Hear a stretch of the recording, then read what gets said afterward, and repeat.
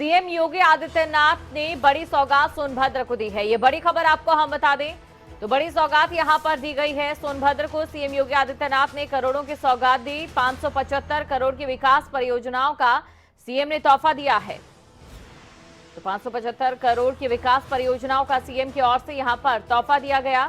379 करोड़ से ज्यादा की 170 परियोजनाओं का सीएम ने शिलान्यास किया। ये बड़ी खबर आपको हम बता रहे हैं, जहां पर सीएम योगी आदित्यनाथ की ओर से सोनभद्र को बड़ी सौगात दी गई है।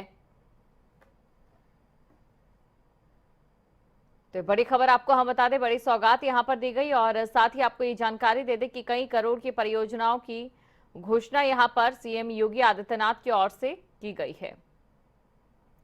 तो 575 करोड़ की विकास परियोजनाओं का सीएम ने तोहफा यहां पर दिया। सीएम यहां पर पहुंचे और सीएम की ओर से करोड़ों की सौगात यहां पर सोनभद्र वासियों को दी गई।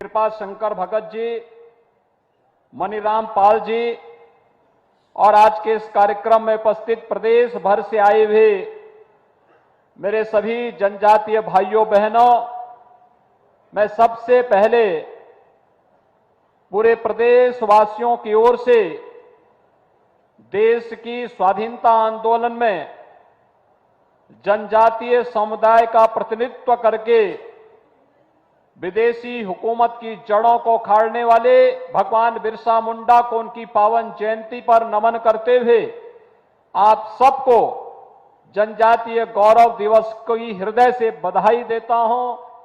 यह दिवस आप सबके जीवन में उत्साह और उमंग का माहौल पैदा करे, इसके लिए अपनी शुभकामनाएं भी आप सबके प्रति देने के लिए आज मैं विशेष रूप से इस जनपद में आया हूं। भाइयों बहनों, आज यहां पर आपने देखा होगा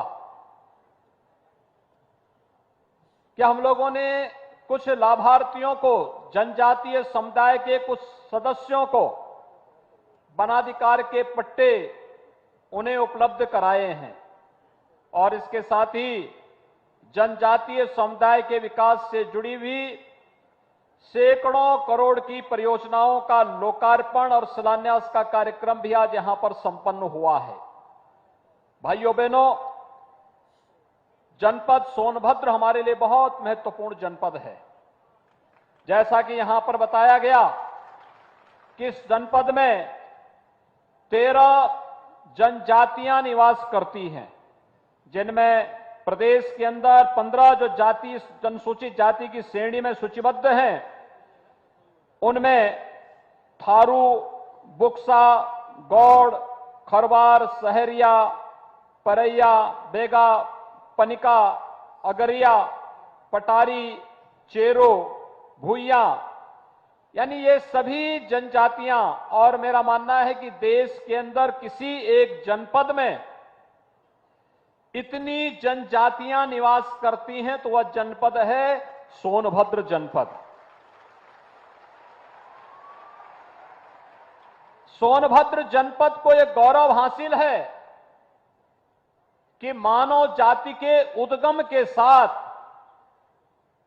जिन्होंने मानव जाति के उद्गम के साथ, इस सृष्टि की रचना के साथ, जिन लोगों ने इस प्रक्रिया के साथ जुड़ करके अपने आप को प्रकृति के चुनौती और संघर्षों से जूझते हुए भी अपने अस्तित्व को बनाए रखा है, उनमें से है सोनभद्र जनपद।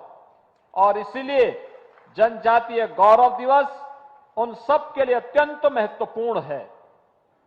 भाइयों बहनों, जब मैं यहां पर आज आया हूं भगवान बिरसा मुंडा की पावन जयंती के इस कार्यक्रम के साथ, तो मुझे बताते हुए प्रसन्नता है कि महारानी दुर्गावती जी के नाम पर बांदा के मेडिकल कॉलेज का नामकरण भी हमारी सरकार ने किया और आज वहां का मेडिकल कॉलेज महारानी दुर्गावती जी के नाम पर जाना जाता है। हम सब आभारी हैं प्रधानमंत्री मोदी जी के जिन्होंने 15 नवंबर की तिथि को जनजातीय गौरव दिवस के रूप में देश को देकर के अपने अतीत की गौरवशाली परंपरा के साथ जुड़ने का हम सबको एक अवसर दिया है। जनजातीय समुदाय यह भारत का महत्वपूर्ण समुदाय है जिसने धरती माता के साथ अपना संवाद जोड़ करके, संबंध को जोड़ करके इस वैदिक उद्घोष को चरितार्थ किया है कि माता भूमि पुत्रोहम पृथिव्या, यानी ये धरती हमारी माता है, हम इसके पुत्र हैं, तो धरती माता को कोई नुकसान नहीं होने देना। हमारा जनजातीय समुदाय इन वनों का रक्षक भी है, इनका संरक्षक भी है और इनको हर प्रकार से अभिवृद्धि करने में वह योगदान देता रहा है। हजारों वर्षों से इस प्रक्रिया का हिस्सा बना रहा है। लेकिन आजादी के कालखंड के दौरान जब ये देश गुलाम था, उस दौरान भारत के जनजातीय समुदाय पर अनगिनत अत्याचार हुए, उन्हें उनके अधिकारों से वंचित किया गया, उन्हें हर प्रकार से प्रताड़ित किया गया। कहीं पर रानी दुर्गावती को अपना बलिदान देना पड़ा था, कहीं पर भगवान बिरसा मुंडा को अपना बलिदान देना पड़ा था, कहीं पर किसी अन्य महापुरुष को आकर के आगे आकर के इस आंदोलन का नेतृत्व करना पड़ा था। और मुझे बताते हुए प्रसन्नता है कि भाइयों बहनों, उत्तर प्रदेश में 2017 में डबल इंजन की सरकार, भारतीय जनता पार्टी नेतृत्व की सरकार आने के बाद प्रदेश में विकास की इस प्रक्रिया को तेज करने के लिए और बिना भेदभाव के शासन की योजना समाज के प्रत्येक तबके तक पहुंचे, इसके लिए प्रधानमंत्री मोदी जी के मार्गदर्शन में, उनके नेतृत्व में हम लोगों ने जो कार्य प्रारंभ किया, मुझे बताते हुए प्रसन्नता है। बनटांगिया गांवों में जिनको कभी भी अधिकार नहीं मिल पाया था, उन्हें राजस्व गांव के रूप में मान्यता देकर के विगत चुनाव में पंचायत के चुनाव भी वहां पहली बार आजादी के बाद हुए हैं और यह प्रदेश के अंदर डबल इंजन की सरकार के द्वारा दिया गया अधिकार था।